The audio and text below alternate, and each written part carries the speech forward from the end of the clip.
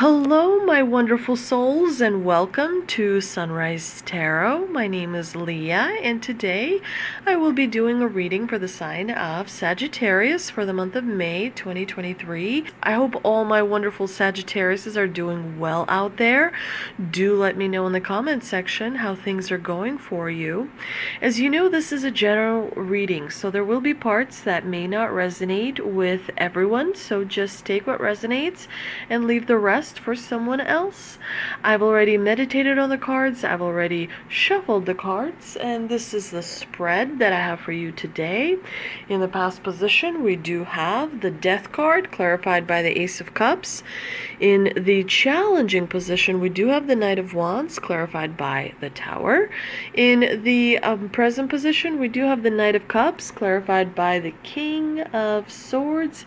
And in the future outcome position, we do have the Three of Wands, clarified by the Seven of Wands. Very interesting spread. Let's get right into it. So, as you know, the month of May is almost like halfway through the year. There's a lot of things happening astrologically, and so there is, in the month of May, happening a major amount of growth. So that is why you have the Three of Wands in the future outcome position. You also have the Knight of Cups, which is all about, a new opportunity being offered to you. But in the past, it does look like, in the recent past, it does look like you've let go of something. There was some sort of a transformative change that occurred. Now, when transformation happens, usually it is because something, needs to clear out for new things to come in. But it can feel quite significant. And so I just want to let people know that, when a situation changes and you experience emotional pain, that is because a part of you is dying. So it may, feel pretty real. So, the Death card symbolizes transformation of your emotions, which can be at times a little bit, it can have a little bit of discomfort associated with it. But the results that come after that are so much better, because they're so much more incredible. As you go through different situations in your life, through different relationships, ultimately, the relationships will change, just because, you do learn and experience and acquire knowledge. And the more knowledge you acquire, the more experience you acquire, the more it kind of frames your perspective and changes your mind. And so, as a result, ultimately, you do have to sometimes let go of something. But the great thing, Sagittarius, is that you were able to do that, because so many different people have a difficulty with that. And clearly, with the Ace of Cups in the clarifying position, definitely some sort of a situation change. There was some kind of like an emotional transformation that took place, and that actually made you so much more knowledgeable and so much more experienced, because you are able to see things truthfully as they are, and you're able to kind of carry that wisdom with you as you go. In the obstacle position, we do have the Knight of Wands, which does tell me that you may feel a little bit impulsively as you go through the month of May, but specifically towards the middle of May. You may find yourself having difficulty fully committing to something. You may find yourself, kind of being irritated easily or annoyed easily, not having enough patience, not having enough kind of like commitment to the task at hand. there is a little bit of frustration that you will experience in the month of May, but it is something that will pass, and it's not something that's going to, have too much of an effect on you. It's interesting that you have the Tower card in the clarifying position, which definitely tells me that you are struggling with the change that you've experienced as a result of the Death card, but there's still something that needs to be dismantled. There's still something that needs to be let go of, and you may kind of harbor some difficult feelings as a result of that throughout the month of May, which is why it is very, very important to ground yourself. It's very important to maybe stare at a candle and kind of find your center, and balance your heart with your mind, with your spiritual side as well. So definitely practice those techniques. Drink plenty of water, get some rest, distract yourself with something that can bring your vibration back to where it feels comfortable for you. Now in the present position, we do have the Knight of Cups, which definitely is a great card to have because he's bringing some sort of an offering to you. There's a expect to receive a call or a text message or an email with an offer that is going to intrigue you and interest you.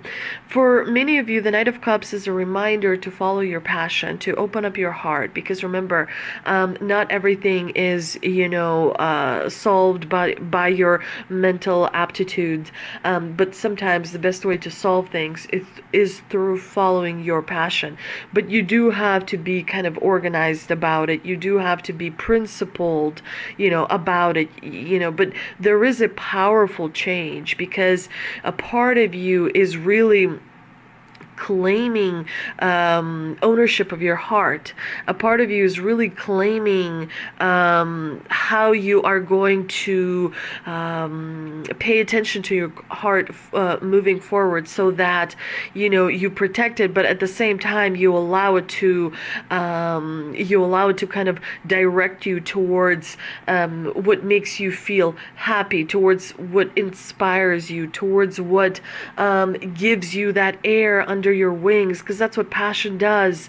When you are truly inspired, it's almost like you don't even walk on earth. You kind of like fly like a bird. So following your heart is very, very important. I think it was Einstein who said that, I'm trying to remember, but I can't remember. I think it was Einstein who said that, problems created by your mind cannot be solved by the mind, because the mind is the one that creates them.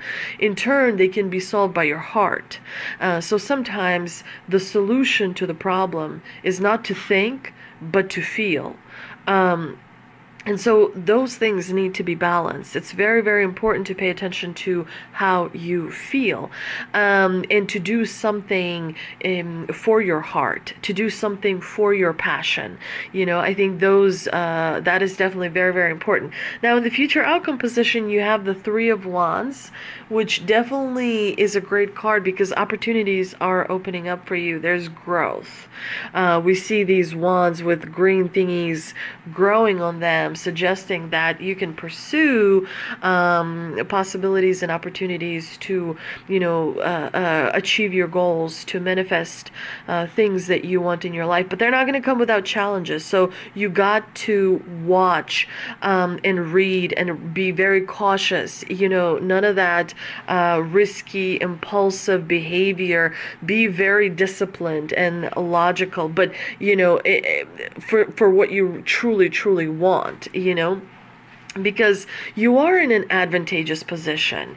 You have the Seven of Wands in the clarifying position, so you are in an advantageous position, and you know that you have certain resources at your disposal, but at the same time, you do have to be very careful about planning ahead, strategizing, creating the right tactical approach, and making sure that you keep keep it on the down low. You want to keep your plans and your strategy close to your heart because, not everyone, it's not a good idea to trust everyone. It's not a good idea to always tell, your plans to people, because the more you put it out there, the more they can interfere with the plans that you have, or appropriate them outright. Let's see what we can clarify with the mystical wisdom card that I have. We have the creative wonderment, follow your passion, which is beautiful, definitely. The piano signifies music, it signifies vibration. You also have this dancing in the background, also signifies vibration. All of that means working with energy to increase your vibration, to make your heart sing. What would in this life make your heart sing, and how can you introduce that into your reality?